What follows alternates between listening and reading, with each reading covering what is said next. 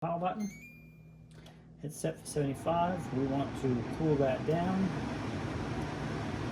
Alright, so we got all the components here. First thing you're going to want to do is slide this in here, and that locks in, and that's going to give you a place to hook onto this. Now this comes with extra piece here, so you can slide this one in to get the distance you need, but it also has this longer piece, so if you have a really wide window, you can still set this up.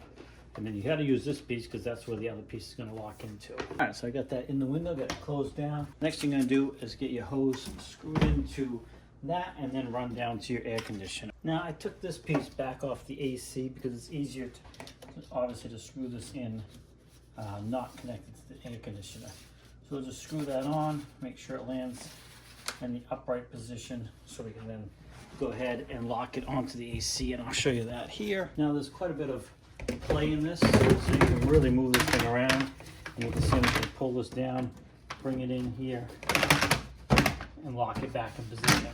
So now I have room to move this where I want it in case it has to be around a piece of furniture or something like that.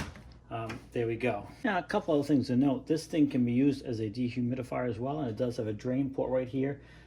When it fills up in dehumidifier mode, you'd have to drain that. If you're going to continuously use it as a dehumidifier, it does come with this hose that you can plug in and hook up to like a catch pan or whatever, so you don't have to drain that so often. So keep that in mind. So this can be used as that for that as well. You have a nice filter that comes out here easily that you can clean. It also comes with a handy remote, so you can use that as well. But here is the setup on top. We got it plugged in. Power button. It's set for 75. We want to cool that down. Easy to switch between fan mode. You also have a sleep mode and cool mode. And now I want to drop that temperature down, and see right near it is set for, now I just heard it kick in. See how low we can go down to 62. Now I can hear that the AC part of it has kicked in. Before I go any further, I got to take this cup tape off the front here. All right, so we got that opened up now, so we can adjust these louvers wherever we want them, which is nice. And that is blowing a ton of cool air. So I also have speed to turn it to low, so if it's in your bed or bedroom or something you don't want it really loud, you can turn it on to a lower fan speed as well. The other thing is there's other indicator lights on here. If that water does get full in the humidifier mode, it'll let you know here. You can also set the timer up, and again, that's your high and low fan speed. Very easy to operate, very easy to set up.